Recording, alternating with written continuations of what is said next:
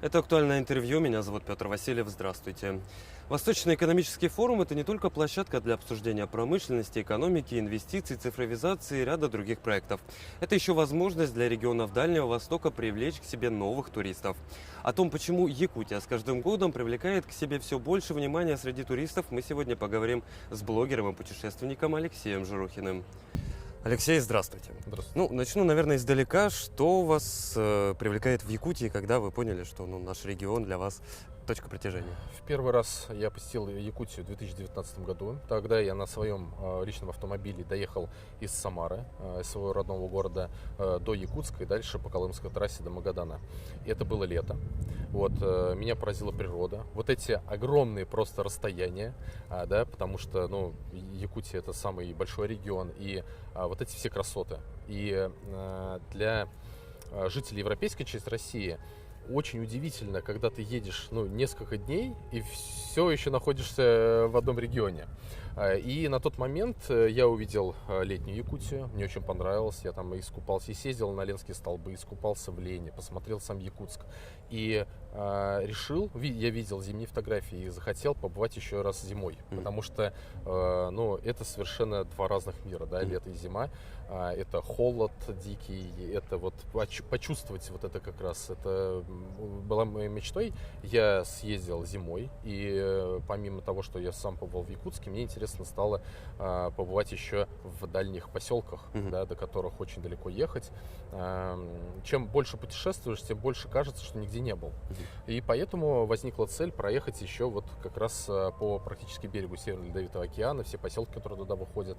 И мы с моим товарищем взяли автомобиль и в прошлом году решили еще по ним прокатиться. Мы съездили по зимникам в Тикси, да, съездили в Верхоянск, один из плюсов холода, да, съездили в Нижний Янск, потом переместились на другой зимник по Индигирке и съездили до Русского Устья. И стали первыми вообще в России, в мире, кто на одном автомобиле, причем на стандартном, доехал до Русского Устья.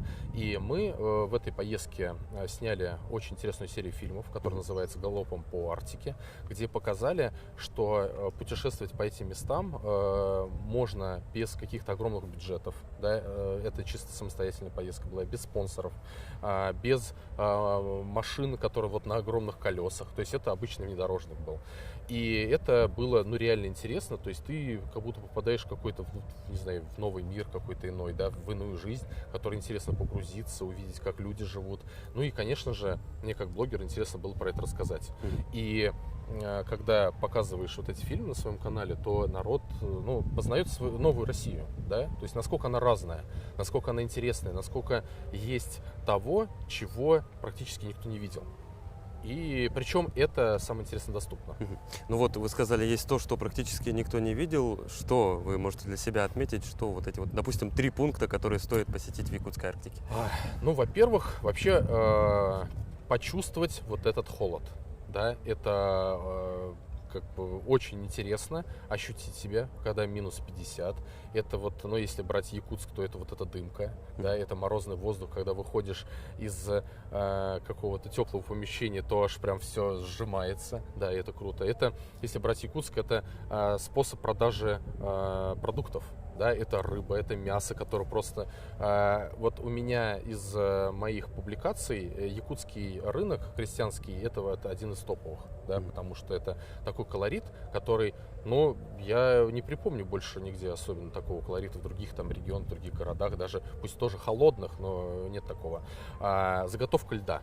Да, питьевого льда, это просто какой-то космос. Причем даже учитывая, что во многих населенных пунктах, именно городах, есть водопровод, все равно люди пользуются таким старым способом историческим. Это, во-первых, это как дань традиции, и во-вторых, жители Якутии считают, что эта вода, заготовленный лед, она намного чище, чем из водопровода. И вкуснее. Да, и вкуснее. И поэтому у меня даже друг, у которого есть там водопровод, у которых просто привозят воду, они все равно заготавливают, вот, покупают вот этот лед. И это настолько интересно, настолько самобытно, и этого тоже особо нигде не встретишь. И это очень интересно, и когда я это показывал, народ, конечно, был шокирован, что до сих пор, вроде 21 век, а вот такие способы используют, причем, да, имея даже водопровод. А не пугают арктические, так скажем, путешествия, арктический туризм? Это же сложности с инфраструктурой, и, ну, даже добраться до туда тяжело. Так и это как раз самое интересное. То есть я всегда говорю, что путешествие по Арктике — это для людей, которые осознанные путешественники. То есть те люди, которым нравится просто валяться на море, это вот не та аудитория, да? Это те люди, которые уже много где побывали, много что посмотрели и хотят для себя открыть что-то новое, хотят окунуться в такую, быть первооткрывателем каким-то, можно так сказать, да, попробовать те пути людей, которые в свое время там шли, изучали все это, и можно быть каким-то современным первооткрывателем чисто для себя. И это как раз и притягивает вот этот интерес. То есть я еду не ради гостиниц, там, не ради каких-то вот памятников, да, это не про памятники истории, это не история про какие-то там, не знаю, музеи, это просто увидеть иную жизнь, да, людей, потому что в любом путешествии это самое главное — это люди. Да? А на севере они особенно гостеприимны, да, и всегда готовы принять, в отличие, опять же, от центральной части России, где туристы — это ничего такого, да, поэтому нет какого-то. А вот путешественник на севере, это вот ты обязан его принять. Но мы частенько еще ночуем в автомобиле. Вот. Это тоже есть свой колорит, то есть походный такой экстрим. Это очень интересно, захватывающе, это интересно показывать. Ну, то есть вы сказали, что вы ведете блог, вы снимаете различные видео, люди, ваши подписчики реагируют, я так понимаю, на быт в том числе. Да, конечно. Да. Это очень интересно увидеть, как это по-другому может быть, как в тех условиях, которые у нас в европейской части России просто нет, да? Как люди живут в таких условиях, и как, что, ну, интересное слово даже, такое, договариваются с природой. То есть под эту погоду, соответственно, выстраивают свою всю жизнь. Это настолько интересно, настолько самобытно и необычно, что вот в европейской части России только не встретишь. Ну, а вот по поводу остальных путешественников, которые едут в Арктику, встречались ли, общались ли, что говорят?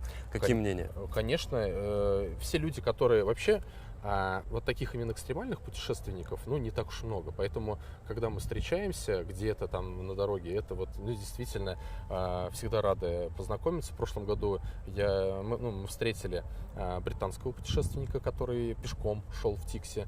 Вот, пообщались, подружились. Он тоже был восхищен вот, ну, природой. Вот это то, что не встретишь там в другом каком-то, не знаю, стране, особенно в Великобритании, откуда он приехал, да. И он тоже интересно показывал фотографии, показывал все это, вот этот экстрим. Это, очень круто. И он также останавливался в каждом поселке и общался с людьми. И, естественно, в каждом поселке его принимали, потому что, ну, путешественник, да, в Якутии — это очень здорово. Алексей, ну, на ваш взгляд, Якутия по большей части у людей ассоциируется с промышленностью, ну, с алмазами, с углем. Можно ли республику сегодня называть точкой притяжения туристов? Я считаю, что да. Вот, причем можно сделать разноплановый туризм. Это и промышленный туризм показывать, да, потому что все-таки интересно в Мирном побывать, тоже там было интересно на Воронке побывать, и в Удачном, все это увидеть вживую. В других, опять же, регионах у нас такого не встретишь. Очень здорово было бы, если развивать возможность пройти по этим местам, да, увидеть, как добывается золото, да, это очень интересно, увидеть бы, как добываются алмазы, как это все обрабатывается. И мне кажется, туристов было бы еще больше. У нас сейчас, ну, в Якутии, я же говорю, у нас самый большой туристический поток — это Якутск сам, да, люди приезжают, гастрономический туризм обязательно, потому что строганина, даже ребятина, это просто вот нечто. Я даже вот сейчас говорю и скучаю немножко по всему этому. Естественно, полюс холода, ощутить, что это такое, и искупаться в реке в минус 50, здорово. Колымская трасса, очень интересно. Ну и надеемся, что будут развиваться другие направления, которые мы как раз показываем. Мы в прошлом году, даже в этом году ездили на мыс Пакса, да, это самая северная точка не только Якутии, но и Дальнего Востока. Это очень красивое место, и пока вы едете, можно останавливаться тоже по пути в очень интересные места. Это как раз вот Мирный Удачный, это самый северный зимник России, вот Анабарский зимник. Это самое северное село Юрюнгхая, которое тоже можем посмотреть. И причем, пока ты путешествуешь, ты пересекаешь полярный круг, можешь зимой увидеть северное сияние. Естественно, мы его там видели практически каждый день, если позволяла погода.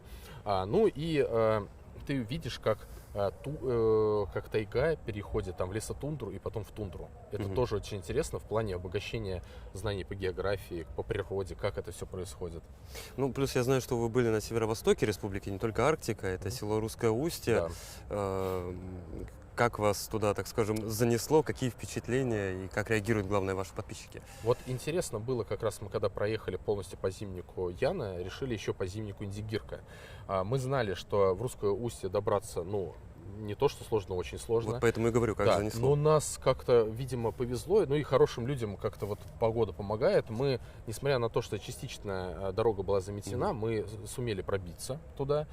И, конечно, насколько люди были удивлены, что мы на автомобиле сюда приехали, потому что автомобилей у них вообще нету, да, и туристы к ним не приезжают, потому что это очень сложно, дорого и так далее. И очень интересно было посмотреть, у них как раз был праздник, это весенний день, весенний праздник, это было в марте. Вот, у них был концерт, мы остались, посмотрели весь концерт. Вот, потом пообщались со старожилами. Причем это старожилы, которые еще помнят тот старорусский язык. Да? И я про это тоже подснимал для фильма. И это было настолько интересно. Вот с источником вот этой информации пообщаться лично, да, причем это бабушка, которому 85 и 90 лет. Это, мне кажется, очень сильно повезло. И они нам что-то говорили на старорусском языке, и мы услышали, по сути, речь, которая была вот у наших предков, да, в 16 веке. Такого тоже нигде не встретишь, и это село очень уникально, мне кажется, надо еще развивать вот это направление, причем пока вы туда путешествуете, там тоже можно очень интересно много вещей посмотреть, это и как добывают бивень мамонта, да, и что такое зимняя рыбалка, причем в отличие от той же самой европейской части России, это рыбы, которые вот такие огромные просто. Я первый раз в жизни видел, что зимой вытаскивают такие огромные рыбины, и это сразу можно прям строганина, и все. Это очень круто, колоритно, интересно. Алексей, еще такой миф существует, что по Якутии вообще в целом путешествовать достаточно дорого, а север это вообще заоблачные цены. Развеем, согласимся? И да, и нет. Да? Если, например, кого-то нанимать, гида кого-нибудь, то это может быть дорого, потому что это не массовый турист, а индивидуальный. Это обычно, естественно, большие затраты. Поэтому именно я выбираю автопутешествия преимущественно на своем автомобиле. Когда ты едешь сам, это выходит намного дешевле, бюджетнее, да? Особенно когда друзей с собой берешь, ты можешь поделить расходы. Мы как раз именно в прошлом году с друзьями вместе прокатились с другом и посмотрели разом вот это все. Поэтому у нас получилось галопом по Арктике. Мы, я считаю, потратили просто колоссально немалое количество денег. Поэтому путешествия по России в принципе могут быть дорогие, могут быть дешевые. И иногда независимо от того, сколько ты отдашь денег, ты можешь оказаться ровно в том же самом месте, что человек, который даст 10 раз дороже. Да? Здесь в любом случае цель оправдывает средства, насколько я понимаю. Конечно. Вы же посетили не только Якутию, арктический регион. Я так понимаю, что вы несколько арктических зон. Я все регионы посетил. Даже так. Да. Есть ли чему поучиться Якутии в плане арктического туризма или, допустим, другим регионам у Якутии этому поучиться? Вот я считаю, что Якутия один из таких продвинутых в этом плане регионов. То есть одни из самых классных зимников доступных это именно в Якутии. Да? Потому что если, например, от Юрюнгхая в сторону Таймыра, то там просто зимники заканчиваются. Да? Там есть тоже очень интересные достопримечательности, места. Там поселок Нордвик, да, один из портов Севморпути, село Сандаск, самое северное село в мире. Но до них добраться очень сложно, потому что просто элементарно нет зимников. В Якутии можно практически до всех поселков добраться по зимнику. И это действительно очень здорово, причем зимники доступны не просто каких-то на вездеходах, да, а для обычных автомобилей. Поэтому я считаю, что в Якутии в этом плане все очень хорошо. Алексей, ну, в заключение. Зима близко, сентябрь, дальше осень, холодное время года. Куда собираетесь, если не секрет? Действительно, опять же, в Арктику. Не исключено, что в Якутию, потому что Якутия — это тот регион, который можно из года в год путешествовать, причем каждый раз по новым местам. Это как бы ты его вот за раз никогда в жизни не проедешь, даже, возможно, за 10 лет не проедешь. Есть до сих пор большое количество сел, до которых не доезжали на автомобиле. Вот, и мы хотим туда съездить, посмотреть, познакомиться, да, посмотреть, как живут люди. Вот, ну и рассказать, конечно, об этом своим подписчикам. Ну, Алексей, в любом случае, всегда ждем в нас в гости. Спасибо, что нашли время и ответили на наши вопросы. Рад всегда.